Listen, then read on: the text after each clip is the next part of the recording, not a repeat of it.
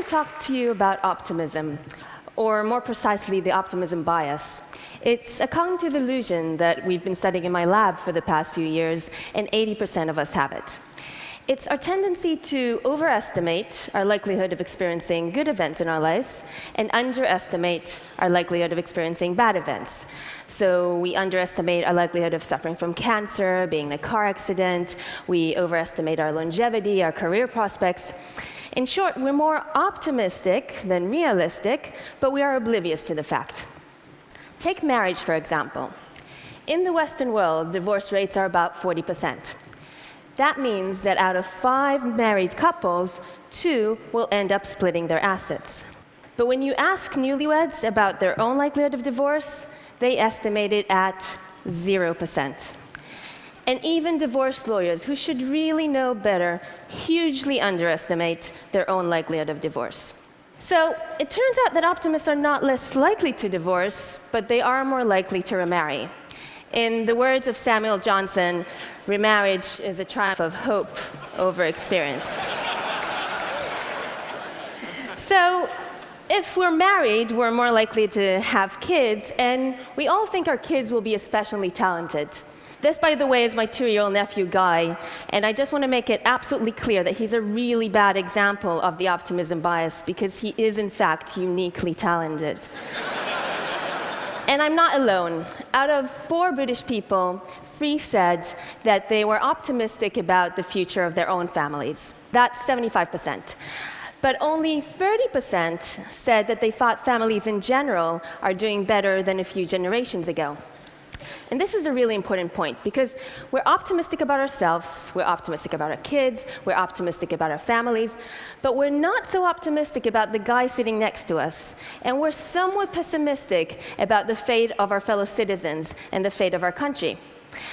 But private optimism about our own personal future remains persistent.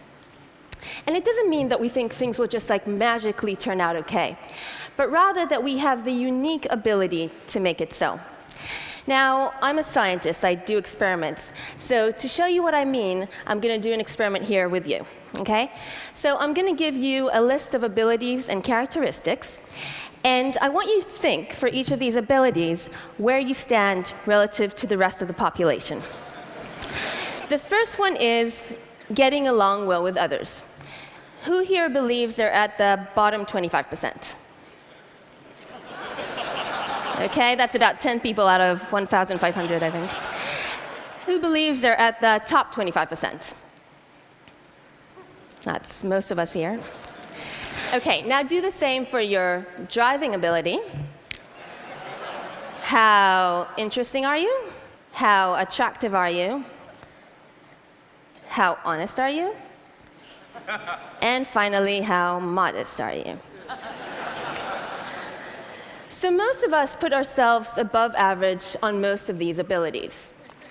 Now, this is statistically impossible. We can't all be better than everyone else.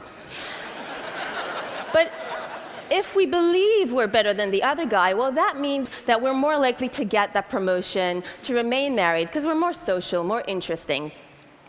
And it's a global phenomenon.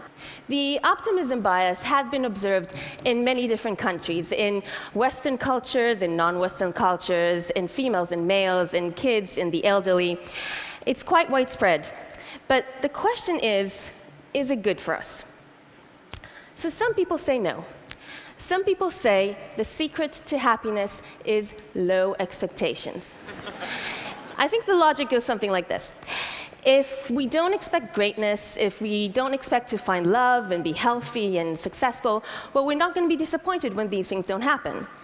And if we're not disappointed when good things don't happen, and we're pleasantly surprised when they do, we will be happy. So it's a very good theory, but it turns out to be wrong for 3 reasons. Number 1, whatever happens, whether you succeed or you fail, people with high expectations always feel better.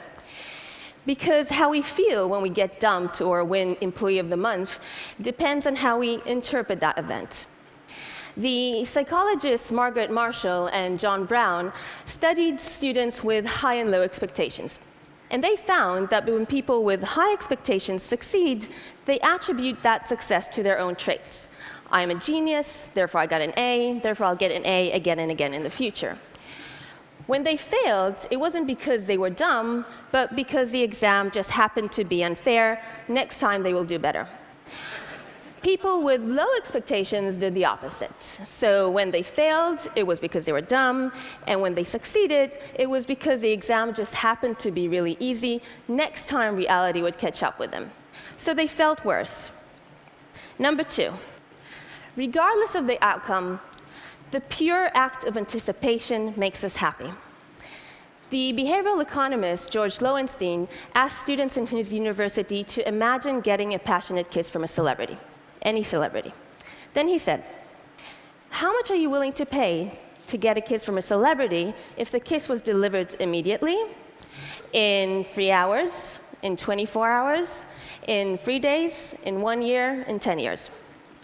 He found that the students were willing to pay the most not to get a kiss immediately, but to get a kiss in 3 days. They were willing to pay extra in order to wait. Now, they weren't willing to wait a year or 10 years. I mean, no one wants an aging celebrity, but 3 days seemed to be the optimum amount. So why is that? Well, if you get the kiss now, it's over and done with. But if you get the kiss in 3 days, well, that's 3 days of jittery anticipation, the thrill of the wait. The students wanted that time to imagine, where is it going to happen? How is it going to happen? Anticipation made them happy. This is, by the way, why people prefer Friday to Sunday. It's a really curious fact, because Friday is a day of work and Sunday is a day of pleasure, so you would assume that people will prefer Sunday, but they don't. It's not because they really, really like being in the office and they can't stand strolling in the park or having a lazy brunch. We know that because when you ask people about their ultimate favorite day of the week, surprise, surprise, Saturday comes in at first, then Friday, then Sunday. People prefer Friday because Friday brings with it the anticipation of the weekend ahead, all the plans that you have. On Sunday, the only thing you can look forward to is the work week. So optimists are people who expect more kisses in their future, more strolls in the park, and that anticipation enhances their well-being. In fact, without the optimism bias, we would all be slightly depressed. People with mild depression, they don't have a bias when they look into the future. They're actually more realistic than people, healthy individuals. But individuals with severe depression, they have a pessimistic bias. So they tend to expect the future to be worse than it ends up being. So optimism changes subjective reality. The way we expect the world to be changes the way we see it. But it also changes objective reality. It acts as a self-fulfilling prophecy. And that is the third reason why lowering your expectations will not make you happy. Controlled experiments have shown that optimism is not only related to success, it leads to success. Optimism leads to success in academia, in sports, and politics. And maybe the most surprising benefit of optimism is health. If we expect the future to be bright, stress and anxiety are reduced. So, all in all, optimism has lots of benefits. But the question that was really confusing to me was, how do we maintain optimism in the face of reality? As a neuroscientist, this was especially confusing because, according to all the theories out there, when your expectations are not met, you should alter them. But this is not what we find. We asked people to come into our lab in order to try and figure out what was going on. We asked them to estimate their likelihood of experiencing different terrible events in their lives. So, for example, what is your likelihood of suffering from cancer? And then we told them the average likelihood of someone like them to suffer these misfortunes. So cancer, for example, is about 30%. And then we asked them again, how likely are you to suffer from cancer? What we wanted to know was whether people will take the information that we gave them to change their beliefs. And indeed, they did. But mostly when the information we gave them was better than what they expected. So for example, if someone said, my likelihood of suffering from cancer is about 50%, and we said, hey, good news, the average likelihood is only 30%. The next time around, they would say, well, maybe my likelihood is about 35%. So they learned quickly and efficiently. But if someone started off saying, my average likelihood of suffering from cancer is about 10%, and we said, hey, bad news, the average likelihood is about 30%, the next time around, they would say, yep, still think it's about 11%.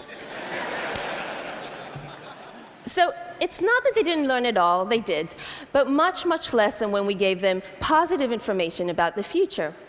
And it's not that they didn't remember the numbers that we gave them.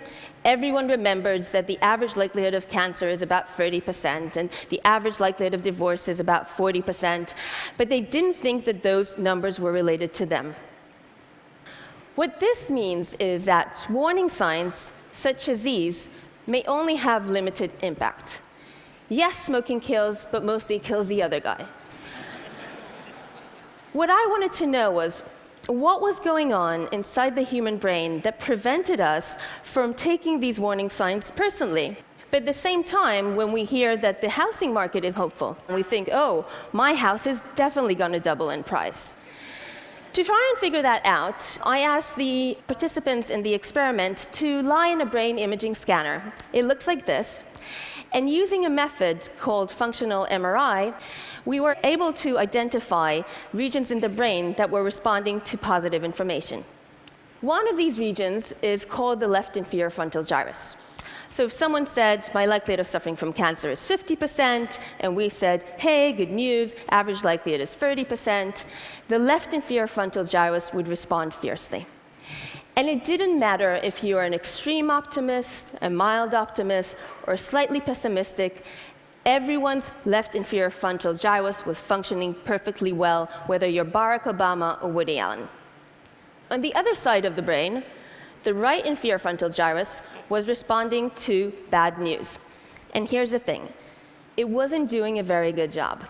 The more optimistic you were, the less likely this region was to respond to unexpected negative information.